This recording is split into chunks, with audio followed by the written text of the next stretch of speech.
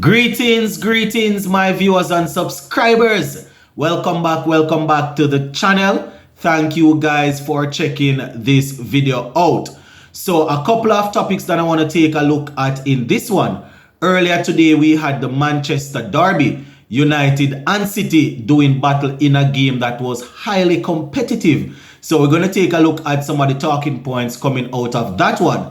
Plus, we see where Trinidadian batsman Darren Bravo is saying that, he's once again enjoying his cricket. He's playing with a smile and he's not worried about anything because once he's enjoying his cricket, everything else will fall in place. So go and take a look at an interview that was done by Bravo. Just go right ahead and subscribe if you have not yet subscribed.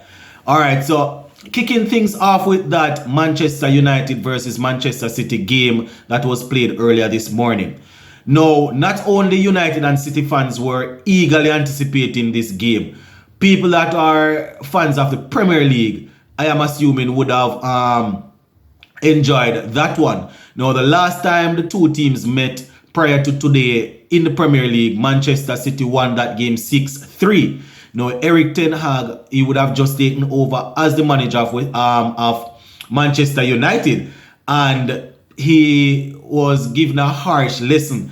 Now, fast forward to today's game, it was more competitive and United came out on the right end of this one. Couple of controversial calls in the game, none bigger than the Bruno Fernandes equalizer, which quite a few people debating that it was offside. We're going to talk about it as it relates to what the offside law of the game, what the offside rule says, right? So United ended up winning that game 2-1, courtesy of goals from Marcus Rashford and Bruno Fernandes.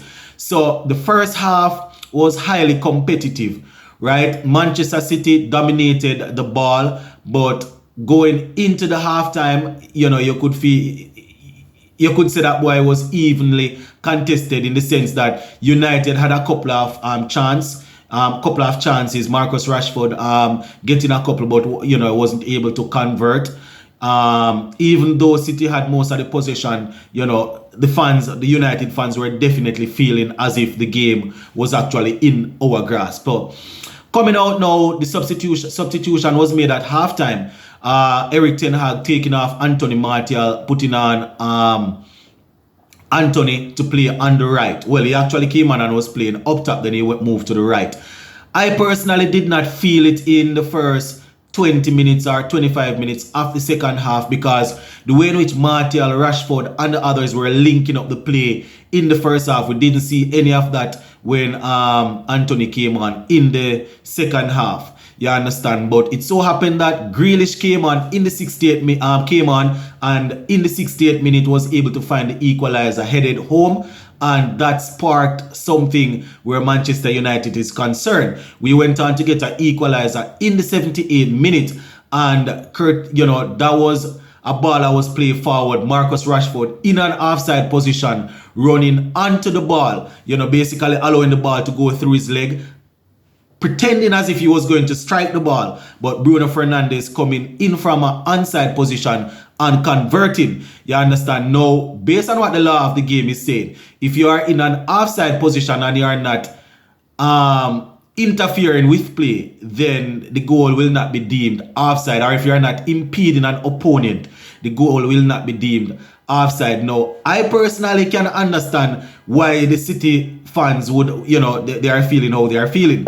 Because, Rashford did not actually touch the ball. But the fact that he ran onto the ball, took a couple of steps over and broke his stride as if he was going to strike the ball, that definitely threw the defenders off. But that is definitely a loophole where the offside rule is concerned, because it is saying if you don't strike the ball, if you don't interfere with the play in the sense that you don't obstruct the defenders, and the City fans will argue that Rashford running onto the ball and going over the ball would have obstruct would have thrown the defenders off. But Bruno Fernandes was able to equalize in the 78th minute, and just a couple minutes after, in the 82nd minute, we had Marcus Rashford putting the United team ahead, courtesy of some brilliant wing play from the wonder kid Alejandro Garnacho, being able to reverse pass a ball, Rashford slotting home.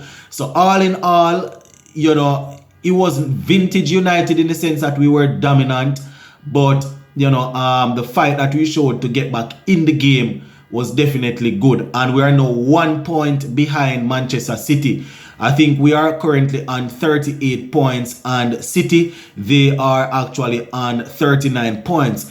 Arsenal on 44 points, and Arsenal, they have a derby tomorrow, I think, going up against Tottenham. So, the Premier League race is wide open.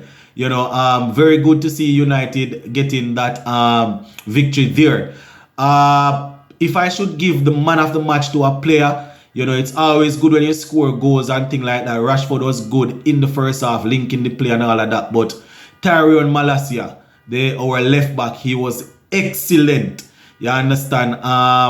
Basically, I don't want to say man marking Mahrez, but he was definitely good over there in the left back position. Fred also had a good game. Casemiro had a good game. And our midfield was dominant. We forced City into turning over some ball, and we definitely had some fast break and things like that. But if I should single-handedly pick out one or two players, it would be the wing-back players. Aaron Wan-Bissaka was brilliant. Excellent. You understand? In and out of position, he was good. But Tyrone Malacia would be my man of the match based on how I saw the game there. So as I said, United winning the game. A little bit of controversy there with the Bruno Fernandes equalizer. As I said, if you're just looking at the game as a fan, you're probably going to say that was an offside goal. But looking into the law, you can understand why Bruno Fernandes was appealing for the goal to stand. And you can also understand why the City fans definitely would feel some type of way. Because as I said, Rashford did not touch the ball, but the fact that he ran onto the ball, broke his stride as if he was going to strike the ball, it definitely threw the defenders off. But the law says that, boy, if you don't actively play the ball or impede the defender, then the goal will stand. And as you can understand, that is why. But they definitely need to straighten out the offside law there. So all in all, good victory for Manchester United. Christian Eriksen, as I said, Casemiro and Fred dominating the midfield, and Manchester United finally getting the better of Manchester City in the derby. So it was a brilliant watch. Happy that I woke up that early 7:30 to take a look at the game. So you can enjoy the rest of the games for the day. Good victory there. Just let me know what you think down there in the comment section. As I said, I can understand the people that are not United fans. They will feel a way where that goal is concerned. Because if I was a referee, I probably would have called it offside. But just stopping and looking at the law of the game, what the offside rule says, you can understand why they allowed it to stand. Alright, so finishing off with a little bit of cricket, our bread and butter on this channel here. Darren Bravo, he's set to play in a classic game over there. I think they call it the South Classic, the North and South Classic, I think it is called. And Darren Bravo is the captain of his team, and he was actually interviewed, and he was asked about his form going into the North South Classic, and he was also asked about his form going into the regional championship. And Bravo was saying, listen, I am not worried. I am now enjoying my game. I am feeling comfortable playing with a smile. So I am good. I am feeling good. Once I am enjoying my game, then everything else will come. He was asked about possibly getting some runs in the 4-day championship. He said that he's not looking too far forward. Same thing where West Indies, getting a West Indies call-up is concerned. He's not looking too far forward.